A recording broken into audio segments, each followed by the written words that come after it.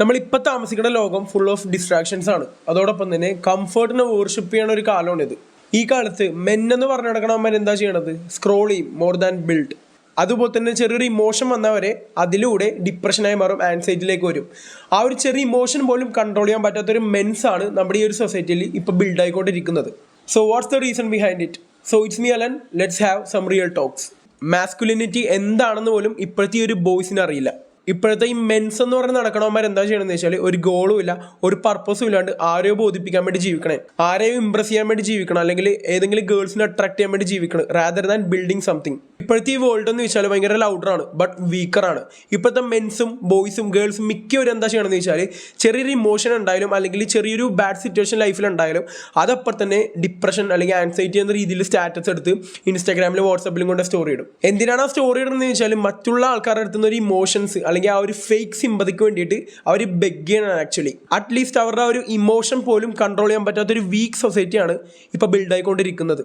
But ഒരു men എന്ന് വെച്ചാൽ അവൻ്റെ ആ ഒരു ഫസ്റ്റ് റെസ്പോൺസിബിലിറ്റി അവൻ്റെ ഫാമിലി മെമ്പേഴ്സിനെ കൊടുക്കുള്ളൂ. അവൻ്റെ ഫാമിലിനെ അവൻ സർവൈവ് ചെയ്യാനും പ്രൊട്ടക്ട് ചെയ്യാനും ശ്രമിക്കുള്ളൂ റാദർ ദാൻ എനി തിങ്സ്. ഇപ്പോഴത്തെ ബോയ്സിന് അവരുടെ ഫോണിലെ സ്ക്രീൻ ടൈം പോലും കൺട്രോൾ ചെയ്യാൻ പറ്റില്ല. പിന്നെ എങ്ങനെയാണ് അവരുടെ ലൈഫിൻ്റെ റെസ്പോൺസിബിലിറ്റി ഏറ്റെടുക്കാൻ പോകുന്നത്?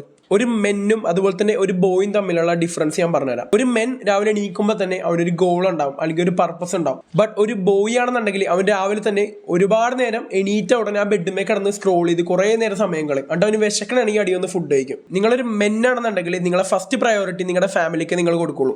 അവർക്ക് വേണ്ടി നിങ്ങൾ ആസ് ഓഫ് നിങ്ങൾ വർക്ക് ചെയ്യും. ബട്ട് ഒരു ബോയുടെ കേസ് നോക്കണമെന്നുണ്ടെങ്കിൽ അവൻ്റെ വിചാരം എന്ന് വെച്ചാൽ ഗേൾസിനെ ചേസ് ചെയ്യുക അല്ലെങ്കിൽ പീപ്പിൾസിനെ ഇംപ്രസ് ചെയ്യുക, ഫേക്ക് സിമ്പതി, ഫേക്ക് ഫിൽറ്റേഴ്സ് വെച്ചിട്ട് അല്ലെങ്കിൽ ഫേക്ക് കോൺഫിഡൻസ് ബിൽഡ് ചെയ്തെടുക്കുക, ഇൻസ്റ്റാഗ്രാമിലൂടെയും സ്റ്റോറീസിലൂടെയും ഫേക്ക് സിമ്പതീസ് കാണിക്കുക. അതൊക്കെയാണ് ഒരു ബോയുടെ ഗോൾ എന്ന് വെച്ചാൽ.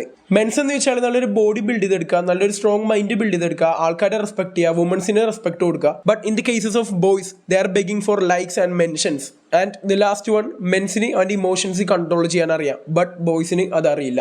സോ ഇനി നിങ്ങളുടെ ഡ്രീം ഒരു സ്ട്രോങ് മസ്കുലർ മെൻ ആവണമെന്നാണെങ്കിൽ ഞാൻ കുറച്ച് പോയിന്റ്സ് പറഞ്ഞുതരാം. അത് നിങ്ങൾ ഫോളോ അപ്പ് ചെയ്ത് നോക്കിയാൽ മതി. It's not easy but it will work. So the first point, build mental toughness. നിങ്ങളൊന്ന് ആലോചിച്ച് നോക്കിയേ, നിങ്ങൾക്ക് നല്ല ഹ്യൂജ് മസ്കുലർ ബോഡി ഉണ്ട് ബട്ട് നിങ്ങളുടെ മൈൻഡ് വീക്ക് ആണെങ്കിൽ യു ആർ യൂസ്ലെസ്. ഇപ്പം മിക്ക ആൾക്കാർ നല്ല ബോഡി ബിൽഡ് ചെയ്യുന്നുണ്ട്, നല്ലൊരു ഫിസിക് അച്ചീവ് ചെയ്യുന്നുണ്ട്, ഇതൊക്കെ നല്ല കാര്യം തന്നെയാണ്.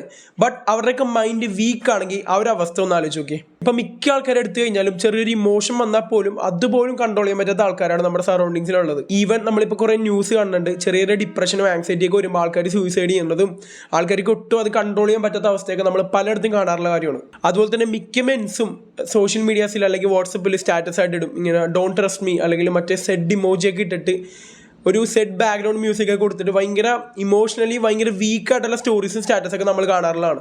ഫസ്റ്റ് ഓഫ് ഓൾ ഒരു മെന്നിൻ്റെ ഡ്യൂട്ടി എന്താണെന്ന് വെച്ചാൽ അവൻ്റെ ഇമോഷൻസ് എപ്പോഴും പ്രൈവറ്റ് ആയിട്ട് വെക്കുക. അതിപ്പോൾ ഏതൊക്കെ വലിയ സിറ്റുവേഷൻ ആയാലും ജസ്റ്റ് കീപ്പ് ഇറ്റ് പ്രൈവറ്റ്. അതിലൂടെ നമ്മുടെ ഇമോഷൻസ് നമുക്ക് കൂടുതൽ കൺട്രോൾ ചെയ്യാണ്ട് പറ്റും. നമ്മൾ ആൾക്കാരുടെ അടുത്ത് നമ്മുടെ ഇമോഷൻസ് എക്സ്പ്രസ് ചെയ്യുമ്പോഴാണ് നമ്മൾ കൂടുതൽ ഇമോഷണലി വീക്ക് ആവുന്നത്. സോ അങ്ങനെ ചെയ്യാണ്ടിരിക്കുക, എപ്പോഴും നമ്മുടെ ഇമോഷൻസ് പ്രൈവറ്റ് ആയിട്ട് തന്നെ വെക്കുക.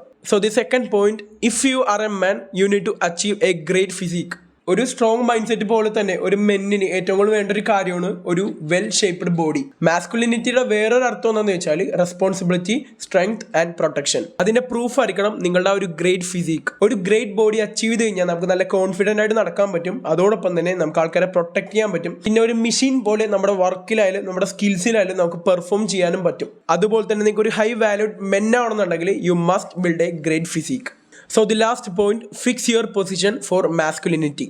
നിങ്ങളൊരു മെന്നാണെന്നുണ്ടെങ്കിൽ അല്ലെങ്കിൽ നിങ്ങളൊരു മെന്നാകാൻ ട്രൈ ചെയ്യുന്ന ആളാണെന്നുണ്ടെങ്കിൽ നിങ്ങളുടെ ആ ഒരു വാക്കിങ്ങിൽ നല്ല രീതിയിൽ ഇമ്പ്രൂവ്മെന്റ്സ് വരുത്തണം. മെൻസ് ഒരിക്കലും ഒരു ക്രൗഡിനെ ഫേസ് ചെയ്യാൻ പോകുമ്പോൾ തലയും കുമ്പിട്ട് ഫോണും സ്ക്രോൾ ചെയ്ത് പോകൂല. സോ അതിലൂടെ തന്നെ നമുക്ക് മനസ്സിലാക്കാം ആ ഒരു ക്രൗഡിനെ ഫേസ് ചെയ്യാൻ ആ ഒരാൾക്ക് ഒട്ടും കോൺഫിഡൻസ് ഇല്ല എന്നുള്ള കാര്യം. അതിന് പകരം എപ്പോഴും നമ്മളൊരു ക്രൗഡിൻ്റെ അടുത്തേക്ക് പോകുമ്പോൾ അല്ലെങ്കിൽ ഒരാളുടെ മുന്നിലേക്ക് പോകുമ്പോൾ എപ്പോഴും ചെസ്റ്റ് അപ്പ് ചെയ്ത് പിടിക്കുക, ഷോൾഡർ റിലാക്സ്ഡ് ആയിട്ട് പിടിക്കുക.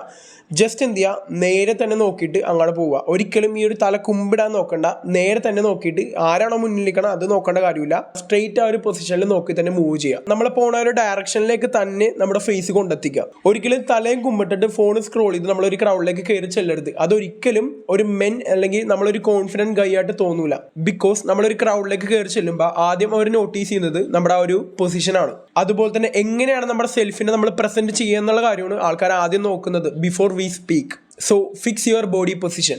ഞാനിവിടെ 3 പോയിന്റ്സോളം പറഞ്ഞിട്ടുണ്ടായിരുന്നു. എനിക്കറിയാം ഈ പോയിന്റ്സ് ഒന്നും ആസ് എ ബിഗിനർ ഭയങ്കര ടഫായിട്ടുള്ള കാര്യമായിരിക്കും, അല്ലെങ്കിൽ ഭയങ്കര പാടായിട്ടുള്ള കാര്യമായിരിക്കും എന്ന് എനിക്കറിയാം. ബട്ട് നിങ്ങളിത് ചെയ്തു വരും തോറും, അല്ലെങ്കിൽ നിങ്ങളിതിൻ്റെ ഫസ്റ്റ് സ്റ്റെപ്പ് എടുക്കും തോറും നിങ്ങൾക്ക് ചേഞ്ച് വരാൻ തുടങ്ങും, അല്ലെങ്കിൽ നിങ്ങളുടെ ആ ഒരു കോൺഫിഡൻസ് നിങ്ങൾക്ക് ഇൻക്രീസ് ചെയ്യാനായിട്ട് തുടങ്ങും, അല്ലെങ്കിൽ നിങ്ങളൊരു മെൻ എന്ന രീതിയിലേക്ക് നിങ്ങൾ പതിയെ പതിയെ മാറാനായിട്ട് തുടങ്ങും. സോ ഇന്ന് തന്നെ ഇമോഷൻസ് കൺട്രോൾ ചെയ്യാൻ പഠിക്കുക, ഒരു സെൽഫ് കോൺഫിഡൻസ് ബിൽഡ് ചെയ്തെടുക്കുക, നമ്മളിൽ തന്നെ ഒരു ബിലീഫ് റെഡിയാക്കി എടുക്കുക. That's all.